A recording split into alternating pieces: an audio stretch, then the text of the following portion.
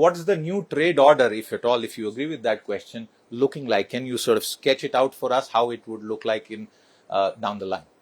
It's not just the trade order, but the overall multilateral framework that is coming into question. And there is an issue here about what a new economic order might look like. I mean, there is a notion that we are moving away from a unipolar world where the US or the West dominates to a different one. But one interesting issue is that while economic power has certainly shifted towards emerging market economies, with China and India leading the way, financial power has really not shifted that much. If you think about not just financial market size and depth, but also the power of currencies, the US dollar still remains dominant, and it's going to be unlikely that that dominance is going to be shaken anytime soon. Nobody is replacing that anytime soon. Yeah, and there are fundamental reasons why the institutional framework of the US still holds together and still retains the trust of investors.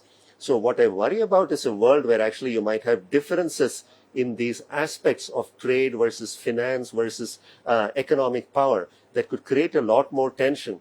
If you think about economics, it seemed to be a sort of binding force because there was a sense that even competitors like the US and China could work together with their shared interests. Geopolitics, of course, is a zero-sum game. One country gains influence at the expense of another. The two were balancing each other to some extent, but now even economics is being seen as a zero-sum game. And that, I think, poses some real threats to the broader multilateral order. And I think we need a multilateral order because without rules of the game being well identified, I think countries are going to retreat to their own corners, looking after their own narrow self-interests or looking at regional alliances. And I think this is not going to be good for the world at large, either in terms of stability or in terms of economic progress. Anything in the near term that would reverse this?